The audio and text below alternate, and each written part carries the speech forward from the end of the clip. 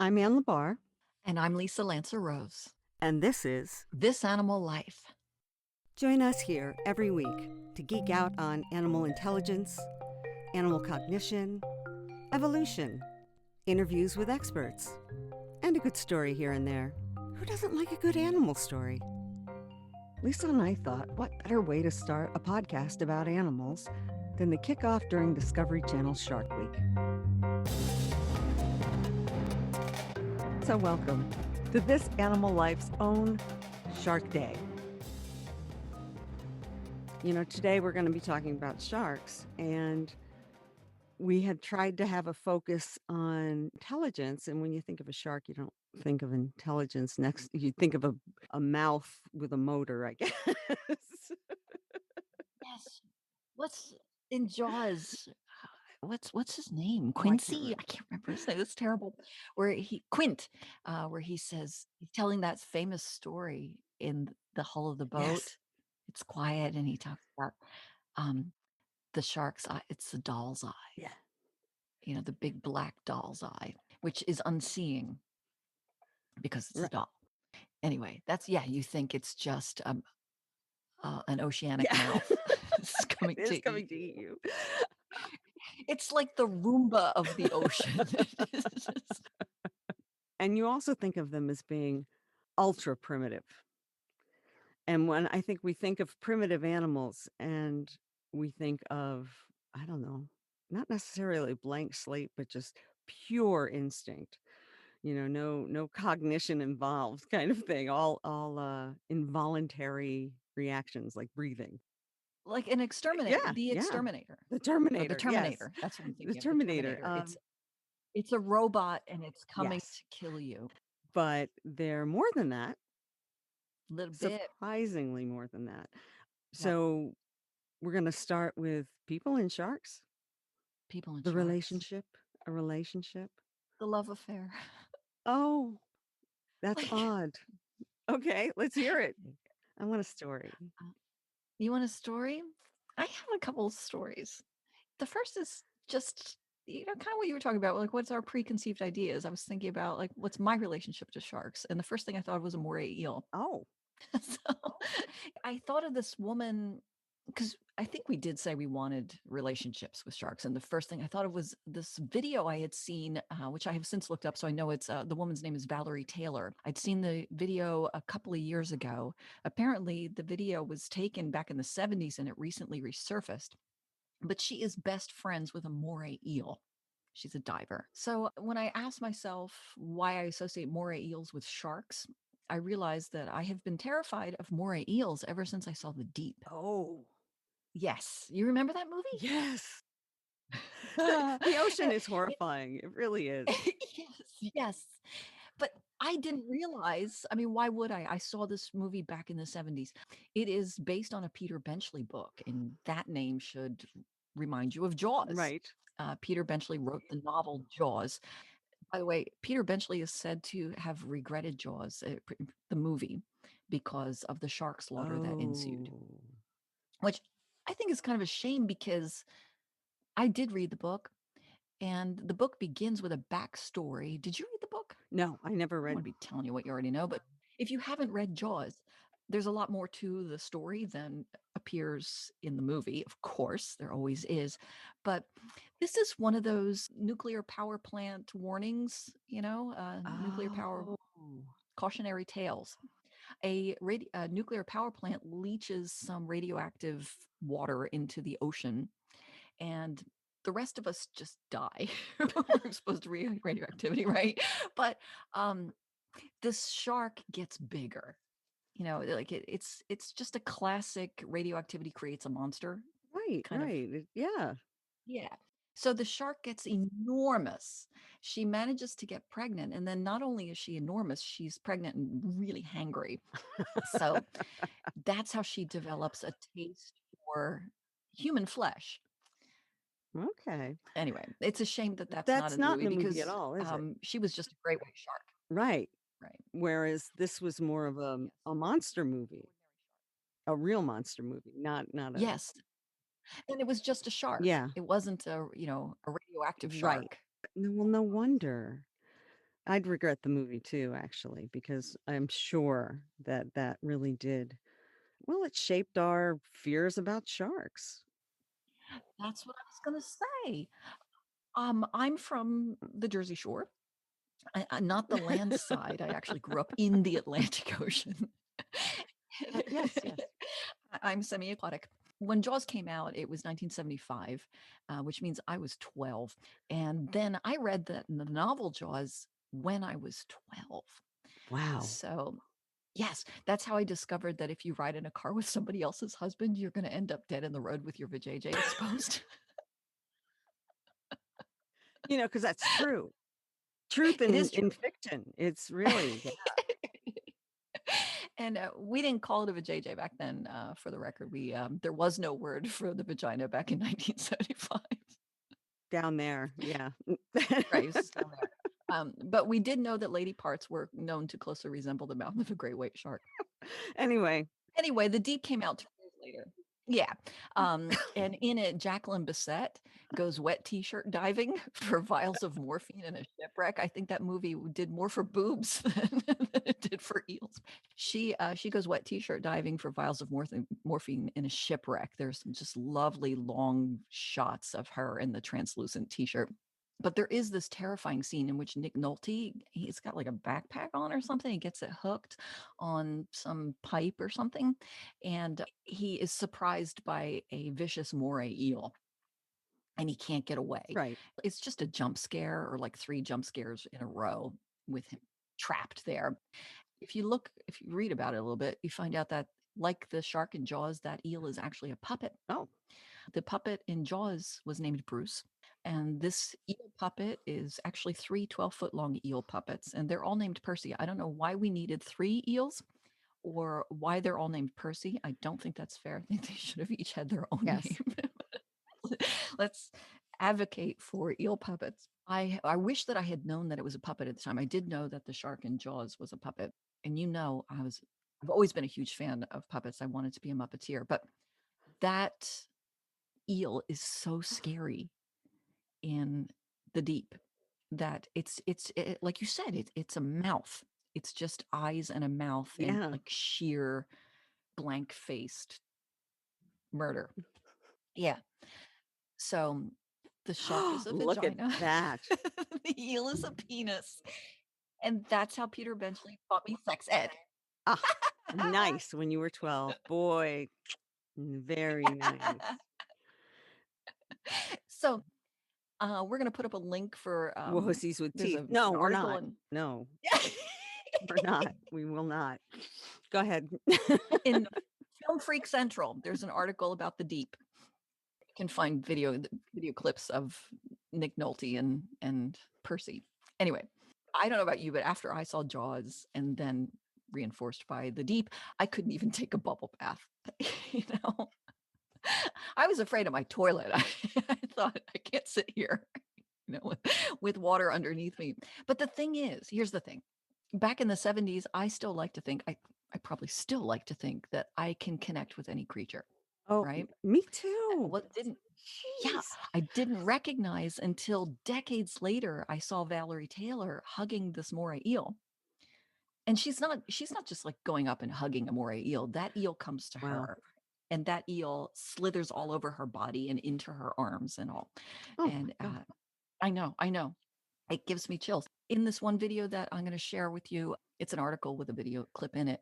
She is cooing. There's a voiceover and she's cooing. I touch them softly as a shadow, and it's amazing how it works. And I realized I had a bias that I was unaware of. Now, I'm woke. I hated moray eels. I hated sharks because Hollywood taught me to be Yes. terrified of them. Yeah. If you Google sharks, or shark attacks or whatever, you're going to find that they have the big three sharks that are Right. killers: the white shark, the tiger shark, and the bull shark. Okay. And the reason they're the big three is they are large enough to do serious Right. damage. They frequent the same waters as humans, Mhm. and they have teeth that are made to shear flesh rather than to grip and Oh, hold. okay. Because other sharks grip and hold, right? Right. I was reading that they're in murky water. The whatever sharks are in murky water, they Oh. can't attack and then reapproach because they wouldn't be able to find the prey. So they grip Aha. and hold.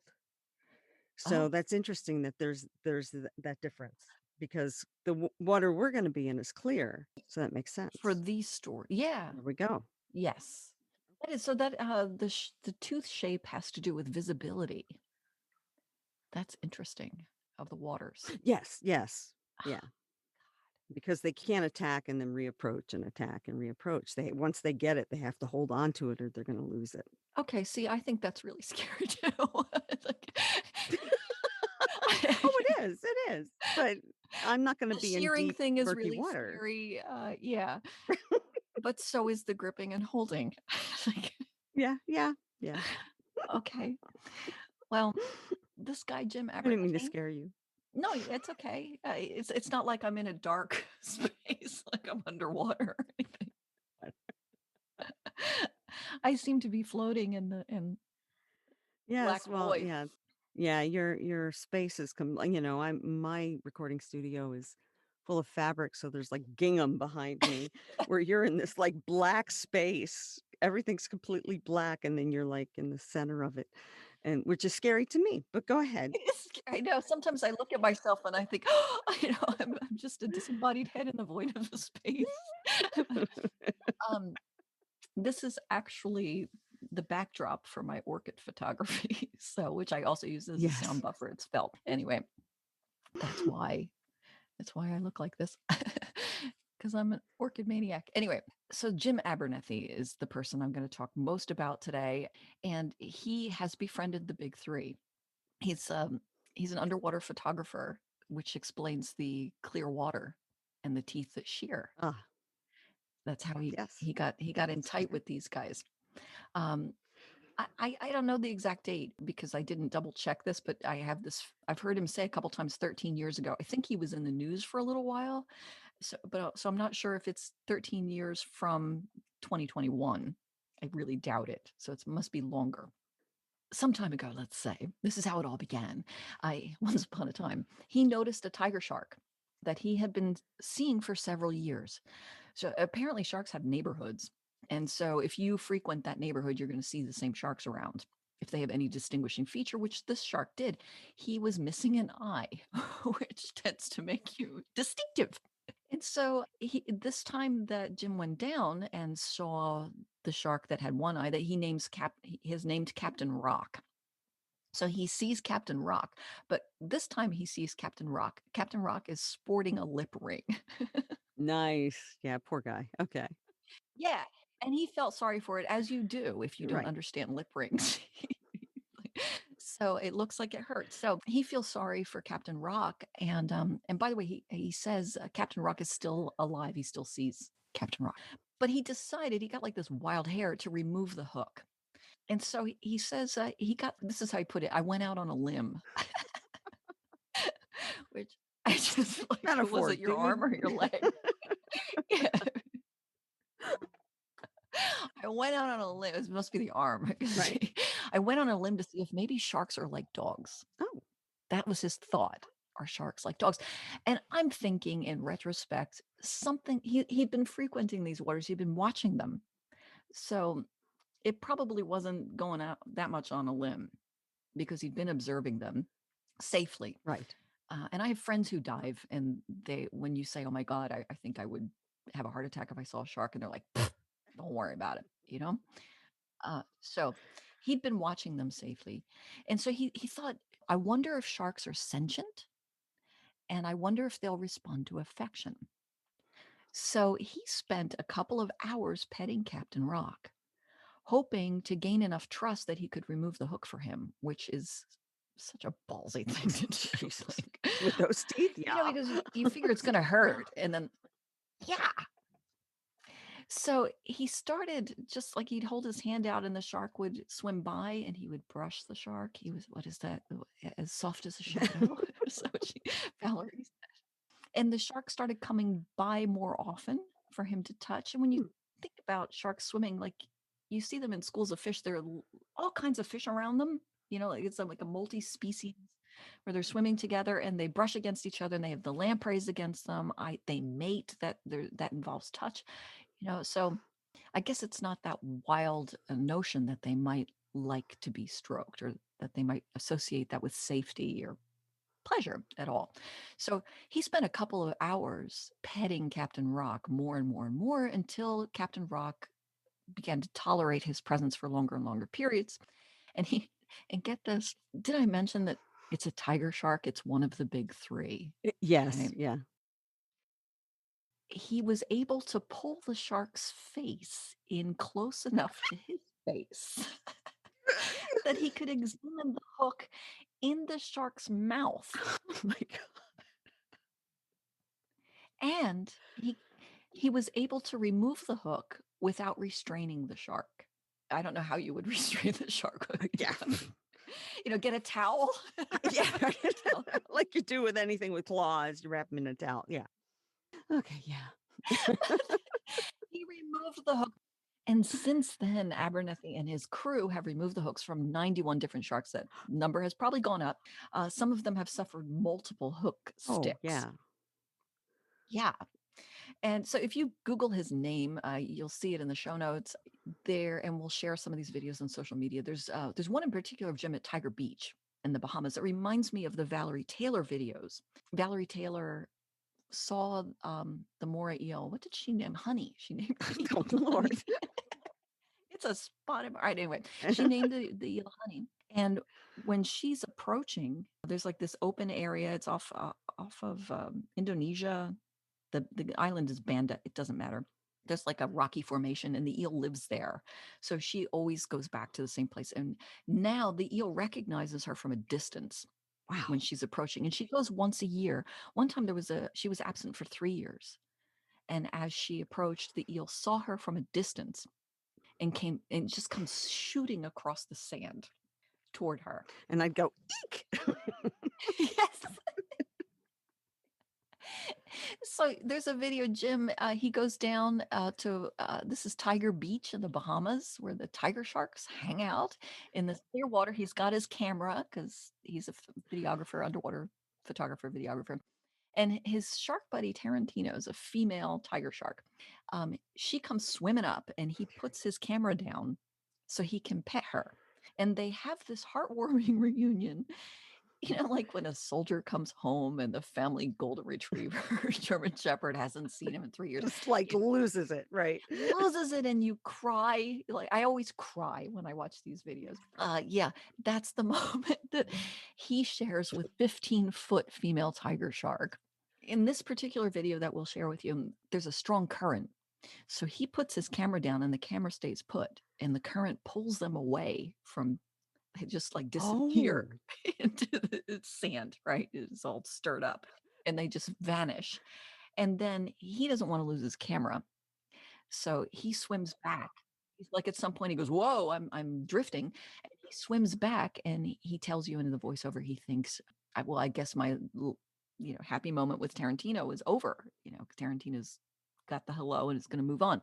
So as he's swimming back to his camera with his back turned, this tiger shark emerges right behind him. I mean, that shark is swimming too, as fast as Jim is, maybe a little faster.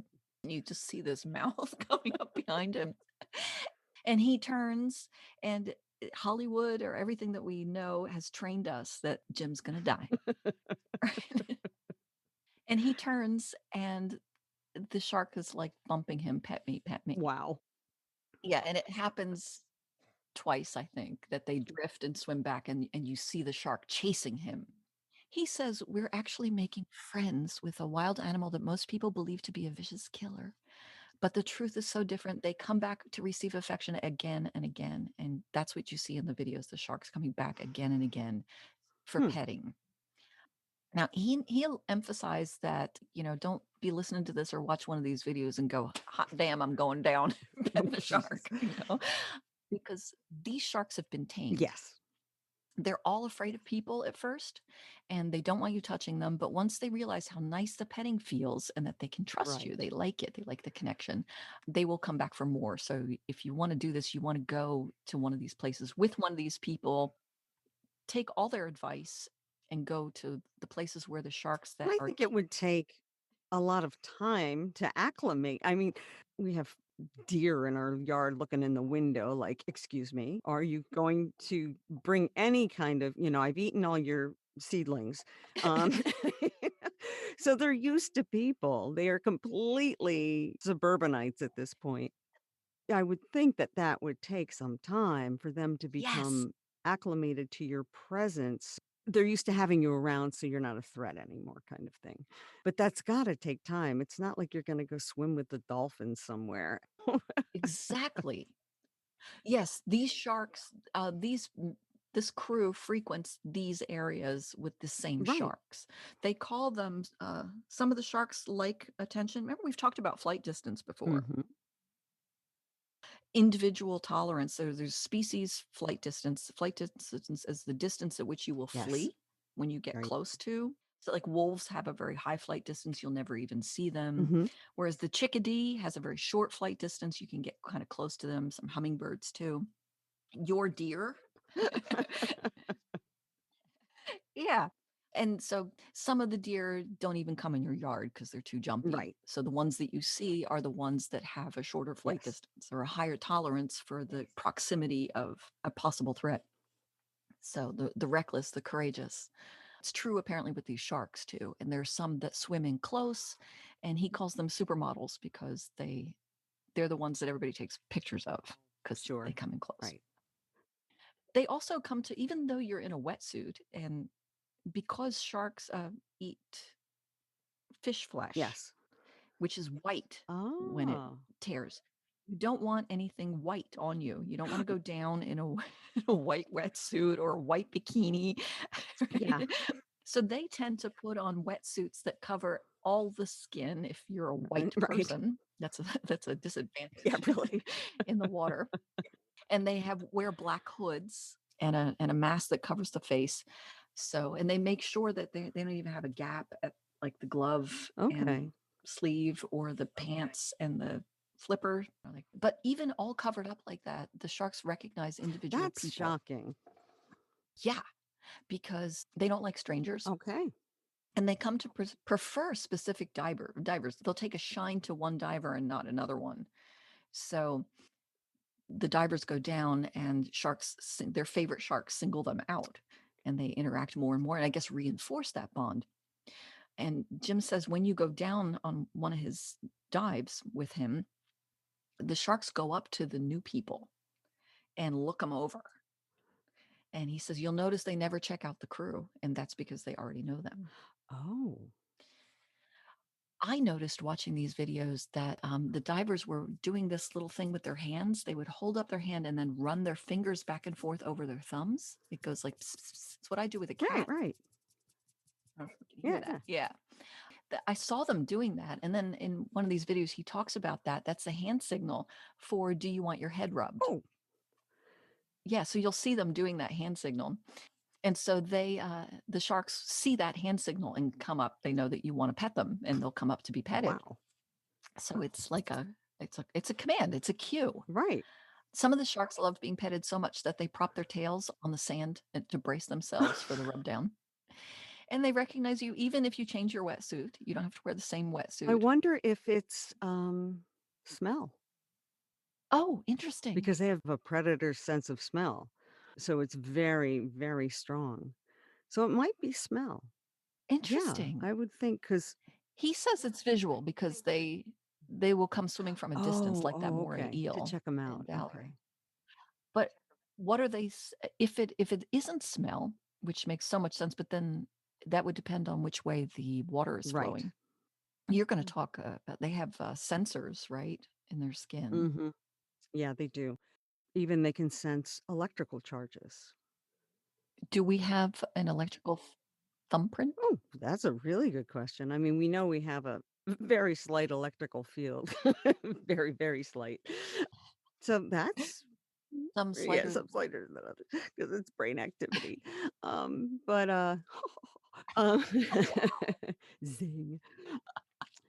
Yeah, the one thing I wanted to mention was that I came across terms of their intelligence.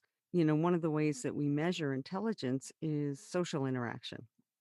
And they Hmm. actually, from the studies that they've done and observing sharks, the big they, have found out that they have complicated social interactions within their group. Like you said, some of them hang out in these neighborhoods, and they also hang out with certain other individuals more than you'd expect due to random chance. So they're buds. There are other and there's sharks who prefer Okay. each other more than other sharks. So they have friendships basically Like, so they have friendships with individual divers, but they also have their own buddies among their among the school. neighborhood. Yeah. So that speaks Wow. to personality, which is another thing that we Yes. attribute to higher brain function, I suppose. The more I've been reading up on animal intelligence, one of the ways they measure likely intelligence is not the size of the brain, but the blah, blah, blah, blah, blah. I actually wrote it down so I'd say it right.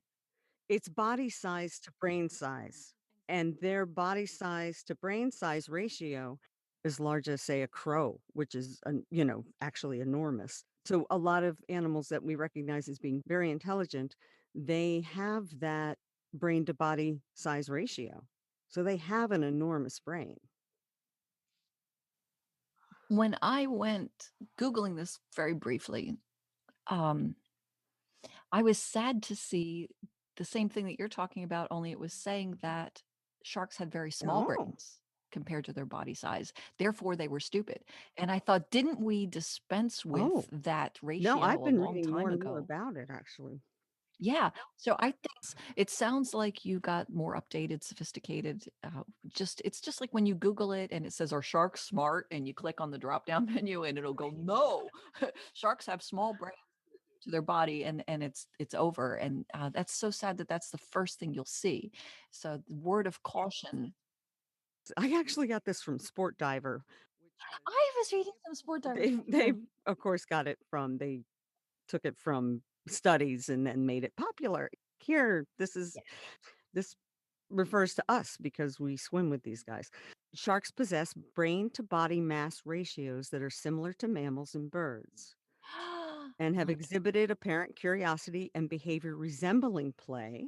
yes. And there's evidence that juvenile lemon sharks can use observational learning Yes! so they can learn from each other and they investigate novel objects in their environment. And they've also had them solve puzzles and they'll remember the solution to that puzzle at least for a year. Wow. Remember it a year later. They present it again. They remember how to do it. So, That jives with them, recognizing individual people a year or even right. 3 years later. Yes. I'm Yeah, just pulling more right. rails into it Right. shamelessly. Oh, well, this is to get away from your story to bring in another animal. The rays are related, yes, to Rays? sharks? I think so. Yes, I think so.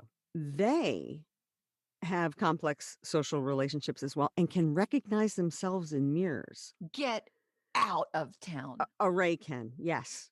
No, because I can't even recognize Ray. I know, right? We just here in the Gulf Coast of Florida, we just step all over 'em. All those poor things. Oh my god. You gotta do the shuffle, Don't they people. sting? I guess maybe not all of them do, but manta rays, Mm. excuse me, the big rays, Oh, manta so rays. beautiful. I know. Yeah, they can recognize themselves in mirrors, That's which we assume is a sense of self, yes. which assumes a theory of mind, which on and on and on. Oh So, my gosh, I'm gonna cry. Wow. I am because they because can go, "Oh man, I got a pimple." I feel so sorry for them. The thing is, with the, us and them, I just spent the last 3 days at a virtual dog behavior conference, and it was almost exclusively cognition, intelligence, behavior, of course, neuroscience. One of the things they talked about was the us them bias. You just naturally look for things that look Oh, like you, sure. and then you assume because they physically resemble you, that you have things in common. Right. Of course. Something like a stingray doesn't look a damn thing like a human. No, it just looks edible. Well, Jim says if you take the time to get to know sharks, they'll remember you even if you change wetsuits. I think I said that. And once they get to that comfort level with you, he says, wow, magic can really happen. There aren't really words to describe the movement that happens inside you when a large wild animal actually connects with you in a way that is so Yes. empowering. This is in a Netflix documentary, like a half-hour documentary that we will connect you with or give you the link. And I noticed as he says this, I had to play it back in part because I was taking dictation, but also because I couldn't believe my eyes when I looked at his eyes as he said these words. I had to double check, is he really crying? And yes, as he tells you, there really aren't words to describe the movement that happens inside you when a large wild animal actually connects with you. His eyes fill with tears. Hmm. Anyway, he talks about this friendly tiger shark named Emma. You were saying they were Yeah. playful? Yes, she says that Emma follows him around like a dog. He calls her gentle giant. Gentle giant is a phrase that I heard a number of the people in these videos say. She is playful and Wow. loving. She's been following Jim around for over Oh 20 my years. God. So he talks about how long it took to tame her, if that's the word we're going to use, to develop a relationship. We shouldn't say tame because that's powered. Develop a friendship, of a trusting relationship and intimacy. So he's removed 4 hooks from her Wow. mouth. Part of what it's like a doctor doctor visit. Like he goes down looking for hooks. Who needs a hook removed? But he says it's the same as your dog recognizing you. That's the impression he has. He did say it's totally visual. She's 15 feet long and intimidating until you get to know her. And then he says, I'm quoting here, she is literally the same personality that you would find in a Labrador retriever. Wow. I really don't make that connection with sharks. That's amazing. One thing that what you just said with the hooks, where he goes down and it's sort of like a hospital, and which one needs a hook removed.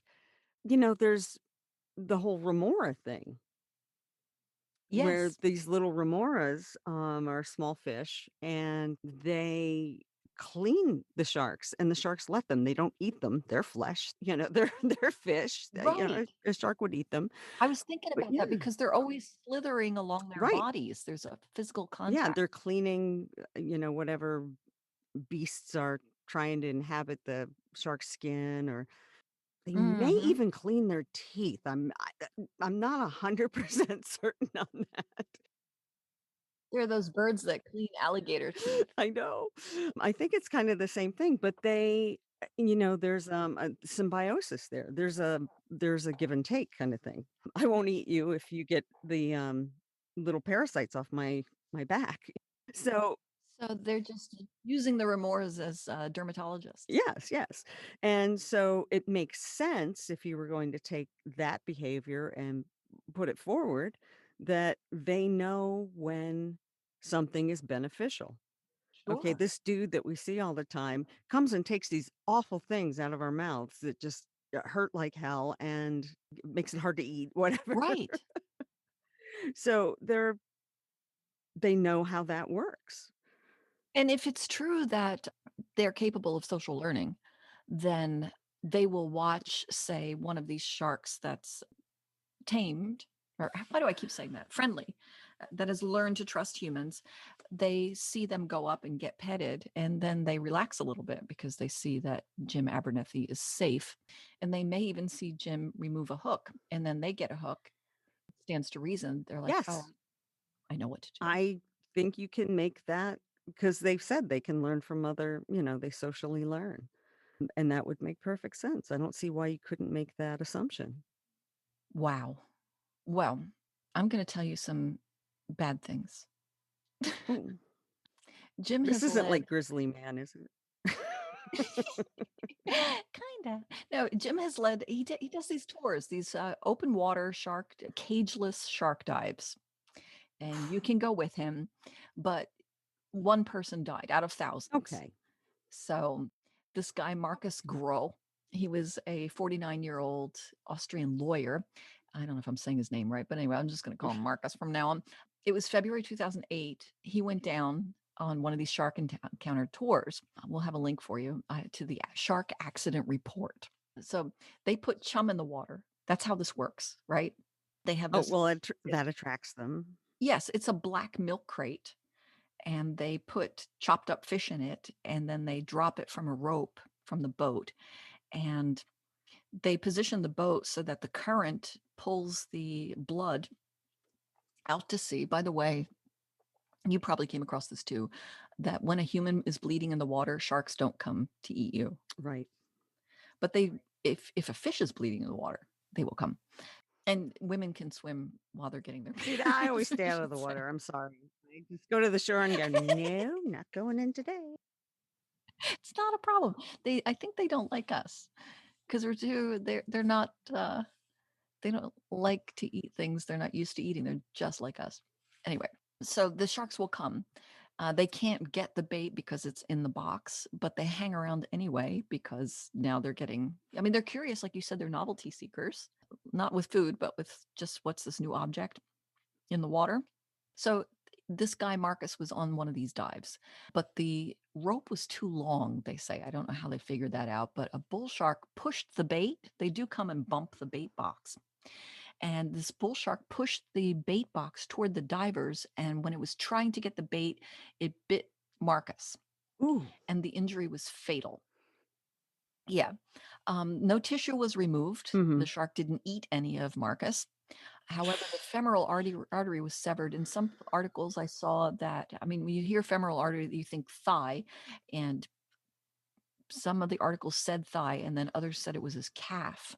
And anyway, some of the articles said that he was mauled to death. Ah. However, it was just like one slice. The shark didn't eat any of him. He died the next day in the hospital of exsanguination resulting in Okay. hypovolemic shock. That's the real reason I'm telling you the story, is just so I could say exsanguination resulting in hypovolemic shock. So it was just a single mistaken bite, and the shark immediately let go and moved on. So there's this article called "The Truth About the Shark Attack," and attack is in quotation marks. People who are shark advocates Right. don't like that word. Guy Christopher Chin, who wrote the article, the article is largely about the kind of language that is used in media coverage. I saw one article that read that this guy Marcus died after being Oh, gnawed jeez. during a dive. Which, when you read the shark attack report, he was not gnawed. I mean, that's what dogs do with rawhide, is repeated. These guys like Chin and Abernethy, and another guy we're going to talk about in a minute. They always put it in perspective, like how many people die a year from motorcycle accidents, how many people die a year of parachuting. Chin says 40 people died in parachuting accidents the previous year, but only one person died of a shark bite. So they argue that this kind of correction of Mhm. perception of the danger of sharks is critical to the survival of sharks, Yes. to the health of the oceans, and to our planet. So I don't want to dwell on that because they do such a good job and they're so convincing and passionate about that. Abernethy said in the 80s he discovered sharks are being wiped off the planet faster than any other animal in the history of our planet. It's probably not a coincidence that the 80s, when the killing of sharks increased, follows the release of Jaws, Yes. the movie. Jim himself has been bitten. He was bitten in 2011 and made all the news, Of of course, course. because there are some people who think he should not be doing what he's doing, and that's very dangerous, and he needs to stop. But they've only lost one person, and he's taken thousands of people down. But he was packing a bait crate, Oh, and a lemon shark bit his hand, and he just got stitches. He has no lasting your damage. dog will do that. Yeah, I was thinking of that. That's so funny. I was thinking, like, when you're playing tug of war Yeah. with your dog and they shift their Yeah. grip, sometimes your fingers are in the Yeah. way. Well, there's this film I mentioned earlier. It's called Tales by Light, Misunderstood Predators Part 2. Part 2. Um, it's on Netflix. And this guy, Eric Cheng, is an underwater photographer and a great friend of Abernethy. So there are two. There's part one. Cheng goes in a river in Brazil to swim with Oh. anacondas. And then in part two, that's part one. Part two is swimming with Jim's sharks at Tiger Beach, I think is where they go. He says those of us who spend a lot of time with sharks in the ocean have a very different idea of what sharks are. There's a really nice balance between recognizing and celebrating what makes them effective as predators and understanding that they pose little to no threat to humans. In fact, it might be the other way around. And you get to see in this video, I hope you'll watch it. There's a bull shark that has swum through a packing loop. Oh, You know, it's kind of the like the plastic, like you have around newspapers if yes. you ever Yeah. delivered I newspapers. did.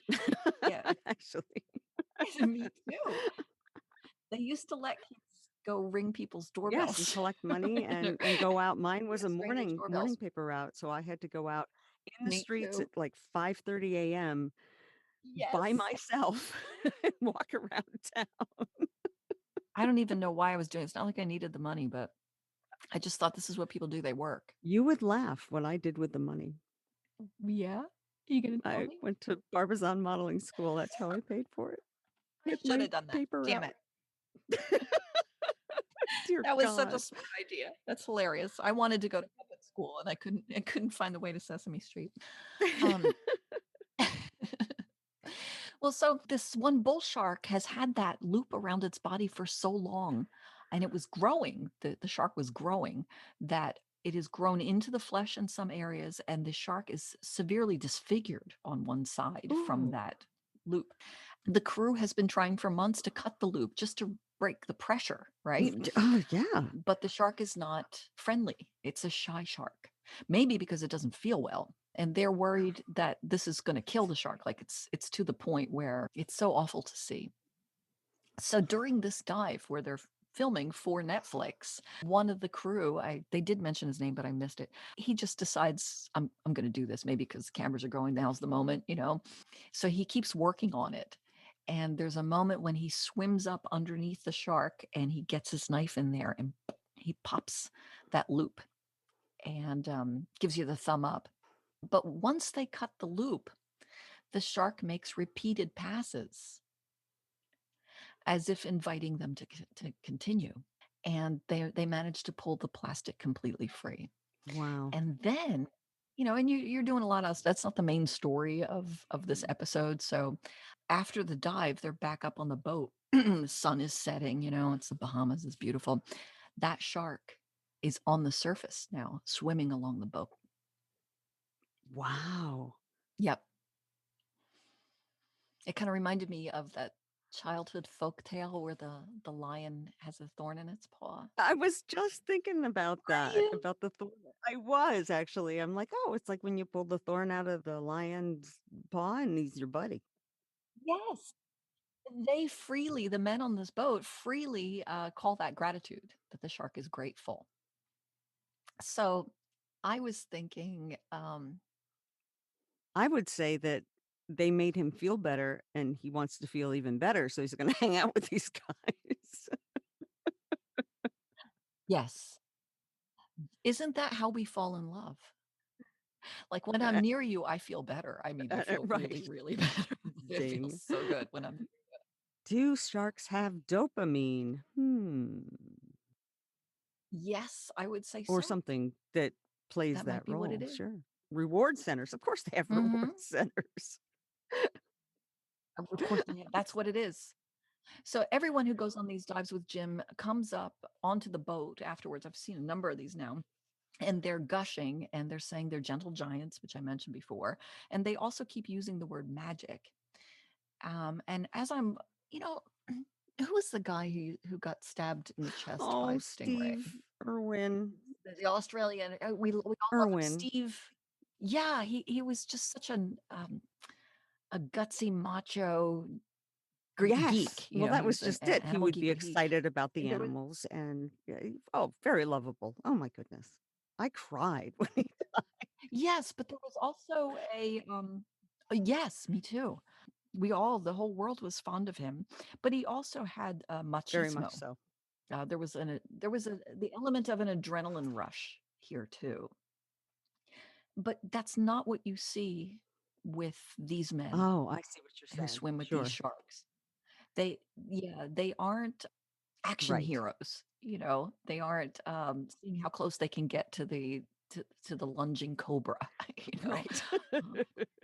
Um, so as I was watching them, I was thinking these aren't macho men. I mean, maybe they are, but, that's not the Yes. affect that you're getting. They're very peaceful, and they cry when they talk about Sharks.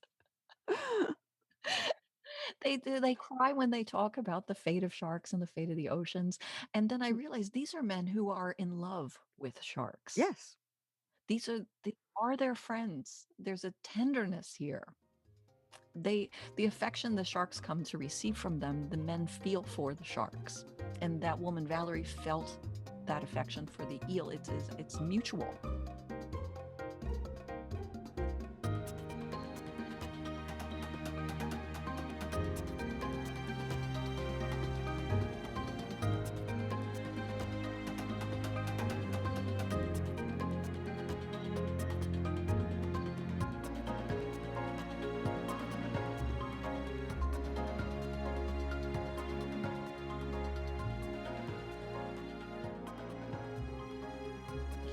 There was this last story I'm going to share with you. I read it once and then I tried to find it again and I can't find it again. So Hmm. maybe one of our listeners can find this story. I did find an abbreviated version on a Hmm. Facebook post, but we mentioned Captain Rock and Tarantino and Emma, a lot of these sharks that Abernethy has been seeing for years. He is very fond of and he's named them. And there was one named White Spot. It was a female tiger shark. She had a white spot on her dorsal fin. Okay. She followed him around. They were buddies, right? And she was very affectionate. And then one day he got a call from, I can't remember who it was. It was I think it might have been people in a bar, like a waiter or a bartender or the owner of the bar, called him to tell him that trophy hunters had killed White Spot. Oh. White Spot was hanging outside the bar on Oh a my hook. God. And the men were, of course, the trophy hunters were getting their photos taken and they Yeah. were going for the world record. That was their goal. They wanted the world record of the largest tiger shark. And White Spot was very big. And they were pretty sure they had, I guess the hook weighs the animal. So Okay. they Sure. were pretty Yeah. sure they had the world record. And so they were celebrating. They went into the bar to drink, to celebrate. So because the shark was being weighed on the dock. Um, Oh. and like I said, I couldn't be sure about this, but when they went in for the drink, somebody went and called Jim and said White Spot is dead. Oof. One of the reasons she weighed so much is she was pregnant. Oh. So while the people are drinking in there, while the killers are drinking in the bar to celebrate, some of the local Bahamians thought she was pregnant and cut her open to see if they could save any of her babies. And as you know, sharks don't lay eggs. Right. They like us. They give. That's interesting because you mentioned they had other mammalian characteristics. Yeah. They don't nurse. Not even the nurse sharks nurse. Oh no. No. No. No. No. They have teeth when they're born. That's usually when you Let's find out talk about pregnancy. Let's talk about pregnant sharks because White Spot was killed when she was pregnant. And when they cut her open, she was in fact pregnant, and all of her babies perished except two. they're. Oh. And they were released. They still had the umbilical cord attached, but they were released, and hopefully they're okay. And Jim happened to be great friends with Guy Harvey. I don't know who Guy Harvey is, but Guy Harvey was able to get the attempted world record disqualified. Oh. Yeah, I'm interested in why is this magic? They all Yes. say that. In fact, an article in the Huffington Post about Valerie and her eel is woman shares magical bond with spotted moray eel. There's this Hmm. sense of awe, Yes. I think that's wonder that something that could kill you isn't. right. I think it's what we have with horses, Okay. Oh, and they do kill us. By the way, I think I'm sure there's probably more stomping deaths with horses than there are shark attacks. shark Yes. mistakes. It's not a shark attack; it's a shark Shark bite. mistake. How's that? Tell me more about Yeah, well, sharks. see, you're talking about shark pregnancy, which is such a good I don't know if you planned it, but wow, what a segue. I started in the world as a poet, and I have a poem that's done very, very well called Ontogeny Recapitulates Phylogeny. And I guess it's called a theory. I guess it's a theory. how do you prove it? But basically, a human embryo, as it develops, goes through all the stages of evolution. At one point, we have gill slits. It can Yes. just go from there. And I know babies also have fur at one point, and then that falls off, I guess, Yes. in the womb. But my point was that my daughter was kind of out of control in the back of the car and she bit the sleeping baby beside her. And she was also a very verbal child who was very interested in, her subject was animals. And she read a lot about sharks. Their teeth grow back is one of the lines. And then she bites her sister. And then I go off on this riff about pharyngeal gill slits. Yes. Part of the research as I'm doing the poem, and it came up, I put it in the poem, was that sharks are interuteral cannibals. And more, I guess it's made the news. It's not new research, but it's contemporary research about this cannibalism within the womb, which Wow. is just amazing. They found out it's not common, Okay. thank God, among the animal world that embryos will eat each other. Post-birth, there's cannibalism. I bet hyenas eat their womb mates. Yes, they probably do. But they are this is just some of it is just shocking. So I knew that, like, the bigger one would eat the smaller embryos, Okay. and they're pups, they're called pups. They do. Oh, like golden retrievers. Yes, like pups, so they're dog-like, they call them the babies are called pups. So, they do as you pointed out, they have multiple pregnancies, they have a litter, I guess, but they have Yeah, a they litter have of sharks. separate wombs for each embryo. Okay. And it has been documented that they will leave their place and swim into the other place and eat the baby. They will swim from their little womb pocket. They have, like, bedrooms. They have like bedrooms and swims to the next womb pocket and eats it. They say that there is frequent embryonic migration between the right and left uteri, Wow. which is contradictory to sedentary mammalian fetuses. Uh, yeah, mammals don't Yeah. do that. The umbilical cord has to be pretty long, and I wonder if they get tangled while I they're Yeah, swimming that's around. interesting. They've documented that the embryo switching uteruses from 3 times to 24 migrations throughout the pregnancy. It was first seen in 1993, and it was Wow. actually done during an invasive surgical procedure that was being carried out on the shark, and I think they saw it happen as they were doing this. So there was Okay. this idea that maybe it was caused by a stressful situation, Sure, okay. Mhm. but it's more likely that in this mode of reproduction, active swimming ability of the embryos allows it to effectively search and capture nutritive eggs in the uterine environment. So they not only eat the smaller, weaker babies, pups, they also Oh, eat eggs, the mother's eggs. Which oh, I thought, huh. evolutionarily wise, that's not much of a strategy. But if I've been thinking that this whole time. What's the benefit to murdering well, your there is a benefit. okay. There is a benefit, and they're pretty certain this is exactly why. But they don't talk about the eggs, but it must be if they are free floating eggs for whatever reason, Mhm. maybe they would expire Yes, or okay. not be viable. That could possibly be it. But they've discovered that it has everything to do with survival of the fittest, basically. Okay. Yeah, it has everything to do with paternity and strength of mate. What? So it's a struggle for paternity in utero. They will, a lot of the pups or their litter mates, and they do call them litter mates in the womb, the Mhm. largest embryo eating all but one of its siblings.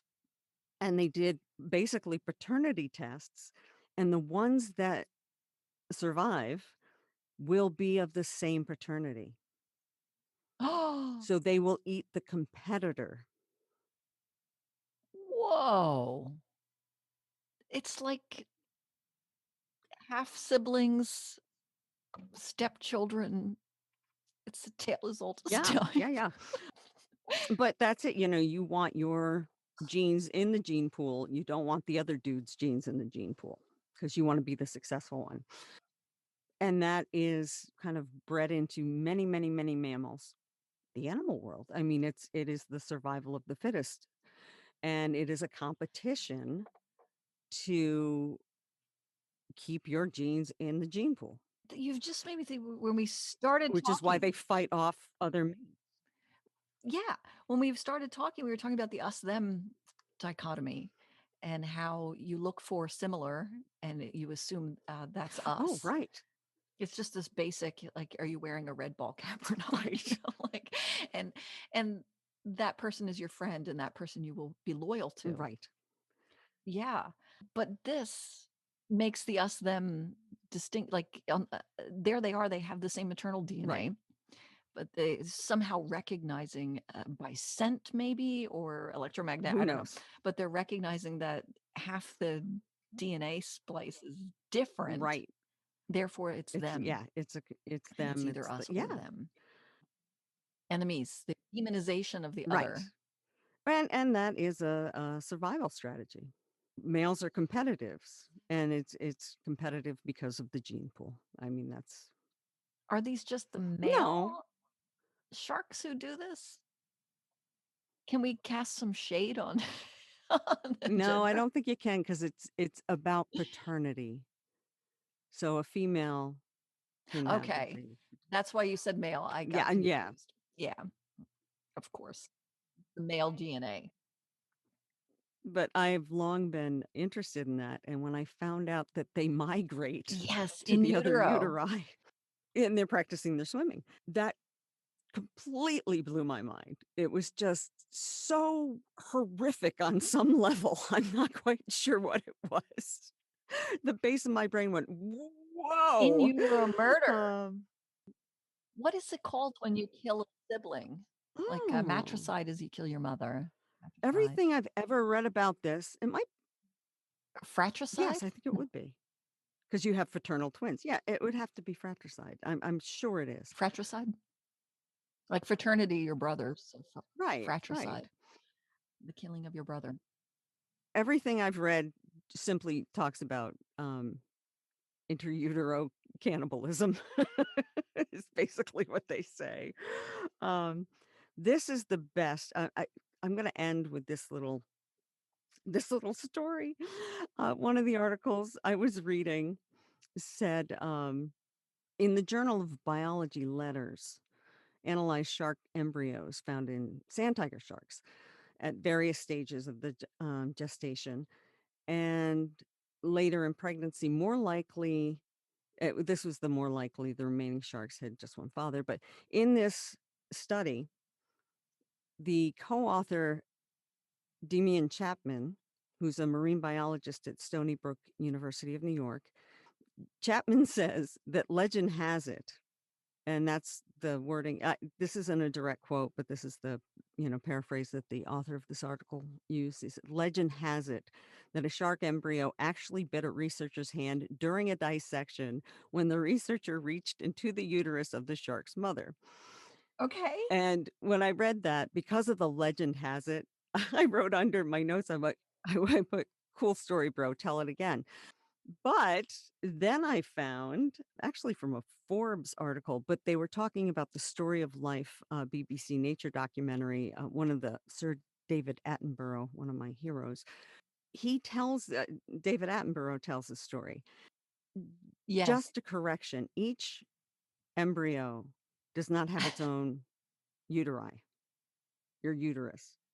The female has two uteri. So when they were talking about swimming from left to right and right to left to eat the other ones, Attenborough's talking about this, and he said about the cannibalism. He says, infant Okay. teeth are being put to good use, As the female's two largest unborn pups slowly eat their siblings, it ensures only the strongest and largest babies survive. The legend has it is cleared up in the Okay. Attenborough. So it is real in the Attenborough documentary. It was accidentally discovered in 1948. We have a date. We know Oh. that it happened. It is no longer a legend. Accidentally discovered in 1948 when a scientist poking around in one of the uteri of a sand tiger shark was suddenly bit by one pup on the hand. So that was an accidental biting, I'm sure. And actually, thought it was another shark or was protecting itself. Yeah, makes sense. You know, that makes sense. But I just thought that that was so brilliant.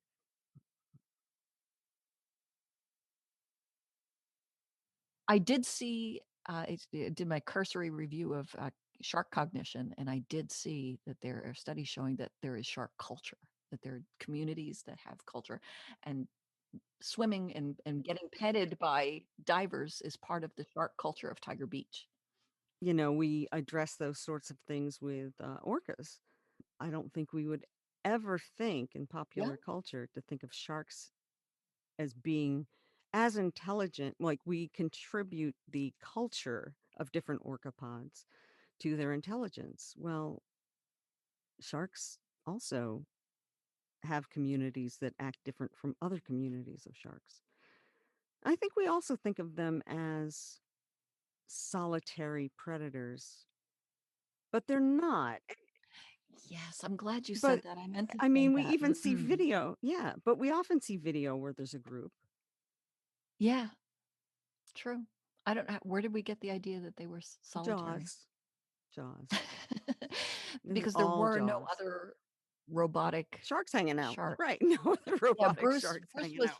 was an automaton. He was a mechanized Yes. puppet. Right. Yeah. Dang. I said that I was going to end on that last bit, but I lied. I've got one more.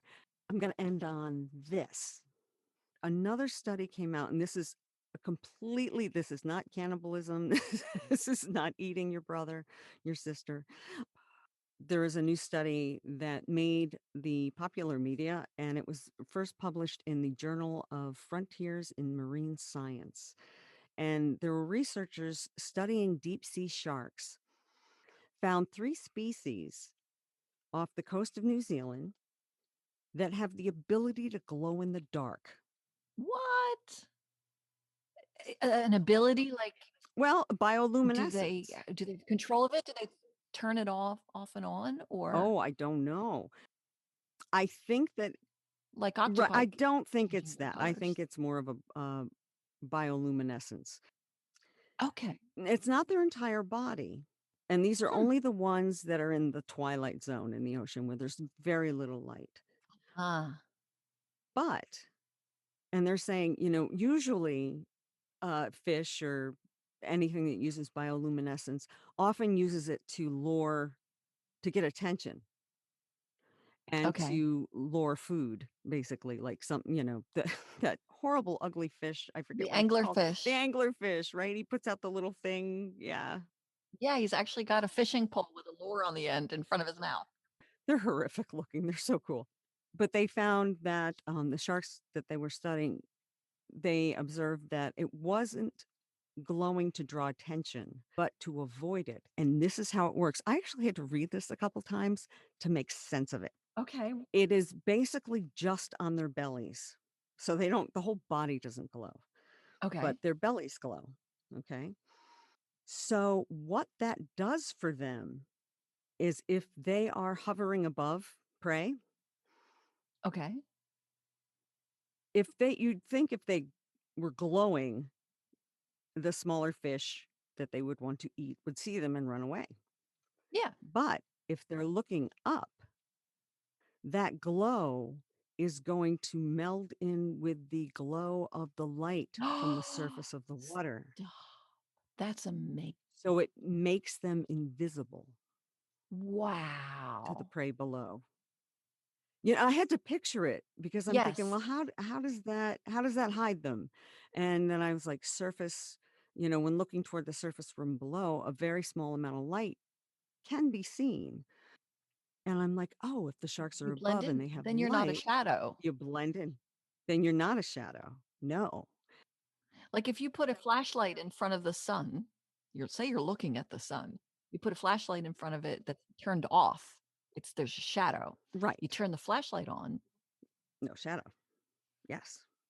no shadow, And so theoretically. it is, just the other sort of factoid that comes along with that is one of the sharks that has the bioluminescence is the kite fin shark. They're not a huge shark, but they do get to be 6 feet, which is a big animal. It's officially the largest species of glowing fish known to science. Yes. So they're very complicated and very interesting, but that is such an amazing adaptation. We don't know how anything really develops. It just Yes. mutates and works and then sticks around. And like any good Sticky Gene, we hope that you'll stick around and join us again in this animal life. If you'd like to keep listening, there are 2 more episodes available right now. To learn more about this episode and others, visit us at our website, www.thisanimallife.com, and like our Facebook page and become part of the conversation. Or let us know your ideas, thoughts, or tell us your own animal stories. We'd love to hear them. Email us, thisanimallife@gmail.com. And please, don't forget to like, subscribe, and review.